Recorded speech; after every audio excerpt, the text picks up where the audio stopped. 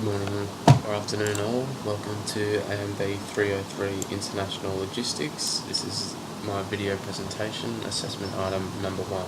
Apologies in advance for the sniffles, I'm just recovering from a sickness. The focal topic today will be to discuss the advantages and disadvantages of locating manufacturing, assembly or distribution facilities in countries with relatively low wages. First of all, it's actually only quite recent phenomenon of business operations to outsource to other countries. This actually only started to boom around the 1980s and 1990s when businesses first started making a shift towards outsourcing, and generally this shift was initially only the outsourcing of non-core components of the business in an attempt to focus on the critical and fundamental processes of the company. For example, an advertising company might choose to outsource the production of their magazines, for example, as to focus on customer relations and increase sales, things that are really going to bring the company more profits. It was actually not until the 1990s that companies started to really seek out avenues to lower operational costs by outsourcing core business activities such as manufacturing, assembly and distribution.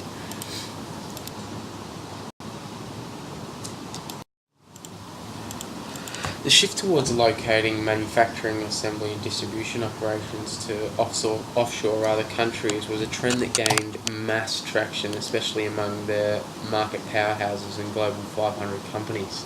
Companies such as your Nikes, your Adidas, your Dells. As these large companies were looking towards cutting costs and maximising profits as much as possible, the focus for them quickly turned to mass-populated and developing or even underdeveloped economies such as India and China at the time, whose labour costs were only 25 to 30% of that of the same manufacturing processes in the US at that same time.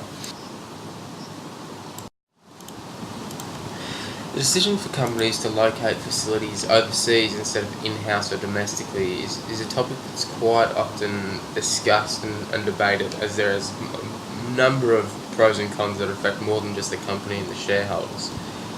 As is the initial reason behind outsourcing operations to countries with low labour costs, it enables businesses to save considerable amounts of money.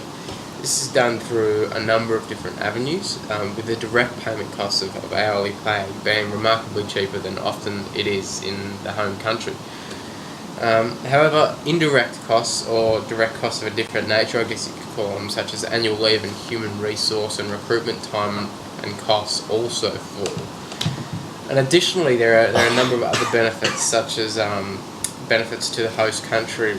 For an example, there has been a 300% increase in average wages in China between the years of 1997 and 2007, largely attributable to the globalization of trade assisted by these top countries and top companies investing in and outsourcing to China.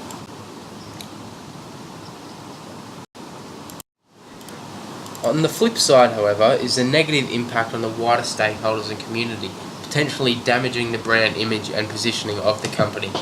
As happens with all outsourcing of operations, a movement of an entire business sector inevitably leads to domestic job loss, as the company no longer has needs for the individual previously in the role, for example these manufacturing labourers.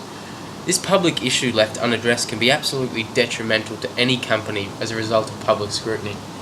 And an example of this would be the company Pacific Brands, which is an Australian consumer products company who shifted production work offshore and thus cut thousands of jobs locally here in Australia. This move was in theory supposed to cut labour costs to the business by 75 million Australian dollars.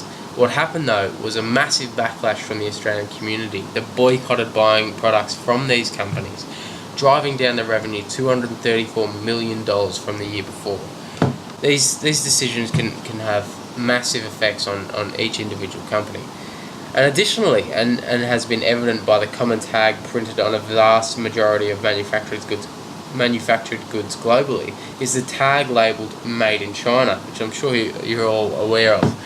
There can be a negative country of origin effect that is associated with countries that generally have low labour costs, where a study completed by the University of Pennsylvania showed this.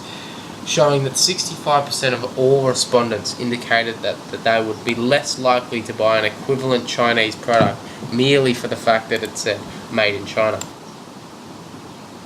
In summary, a company outsourcing operations such as manufacturing, assembly and distribution to countries that are widely known for their low labour costs must weigh up the advantages and disadvantages and align each of these with the objectives and values of the specific firm. For example, a company that relies heavily on their high quality product image in consumers' minds would have to really be careful when considering if outsourcing to low labour countries is really in their best interest. Whereas a company that is known for the mass production of low-end goods might be more inclined to seek offshore opportunities to lower costs through these means. Essentially, it's choosing to outsource and locate these facilities overseas. It has to be tailored to each individual business and their needs.